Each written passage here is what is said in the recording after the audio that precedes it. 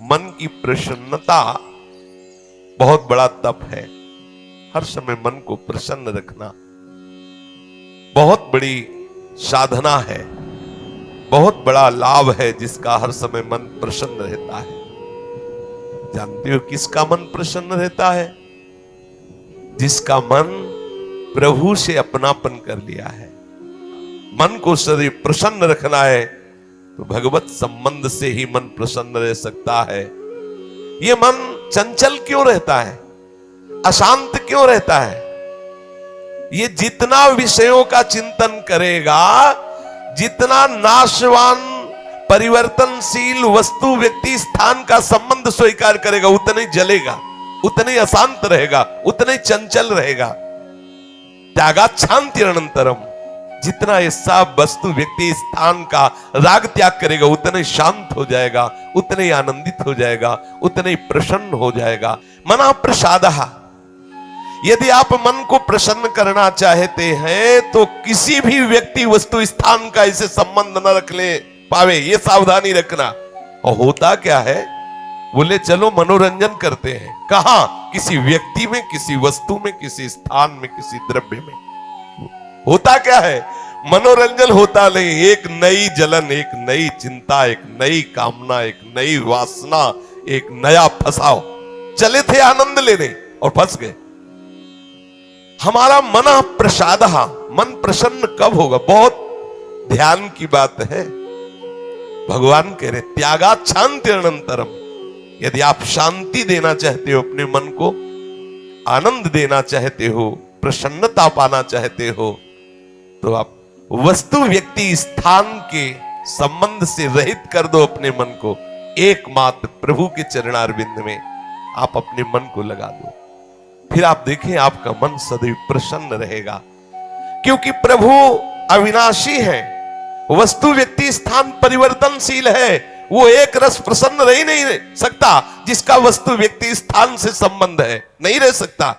क्योंकि वो एक रस नहीं है तो मन कैसे एक रस होगा? वो विनाशी है, परिवर्तनशील है, मूल में दुख है, केवल ऊपर से सुखद दिखाई दे रहा है। मन में अशांति, दुख, क्लेश, बंधन का कारण है किसी वस्तु व्यक्ति स्थान से अपनापन कर लेना। सूक्ष्मता से देख लीजिए, अभी हम यही फंसे हैं, चाहे हम ज्ञानी भगत हो, चाहे प्रेमी भगत हो, अभी केवल मन के भगत हैं। मन को अभी भक्ति के मार्ग में नहीं खड़ा कर पाए। किसी भी वस्तु व्यक्ति स्थान से राग न रह जाना, ये वैरागी का लक्षण है। समस्त वस्तु व्यक्ति स्थान में एकमात्र सच्चिदानंद आराध्य देव को देखना, ये अनुरागी का लक्षण है। हम देखें कि हम ना तो वैरागी है ना अनुरागी है, हम तो रागी है। हर वस्तु व्यक्ति स्थान से हम सुख भोगना चाहते हैं। देख लो, अगर ऐसा नहीं तो फिर मन जाएगा ही नहीं। जब तक सुख की लालसा नहीं तब तक मन जाने वाला नहीं। इसको जहां जहां सुख का मिलने का भाव है वहीं वहीं ये जाता है। जब धन संपत्ति, स्त्री, पुत्र, नाना प्रकार की भोग सामग्री, इनमें हम अपनापन कर लेते हैं तो मन हमारा चंचल हो जाता है। सबका प्रश्न होता है, मन भजन में नहीं लगता, चंचल है मन। चंचल आपने किया है, आपको ही छोड़ना पड़ेगा। आपने वस्तु व्यक्ति स्थान से संबंध कर लिया है, वो चंचल परिवर्तनशील नाशवान वही लक्षण मन को आ रहे। वो आप अविनाशी प्रीतम से अपना संबंध कर लो, देखो कितना आनंद मन में रहता है, कितनी प्रसन्नता रहती मन में। भगवत चरणारविंद का आश्रय लेने वाला हर समय प्रसन्न रहता है, ये पहचान है। भारी से भारी विपत्ति में भी उसका हृदय आनंदित रहता है, क्योंकि ये विपत्ति संपत्ति बाहरी बात है।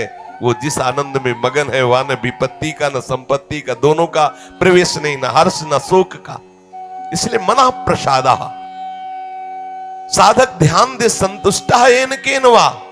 हर परिस्थिति में मन को प्रसन्न करना सीखे, प्रसन्न रखना सीखे।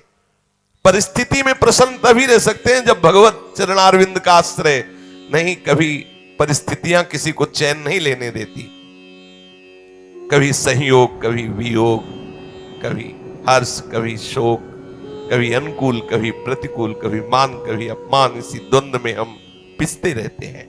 तो मन कहां प्रसन्नता का अनुभव कर पाता है।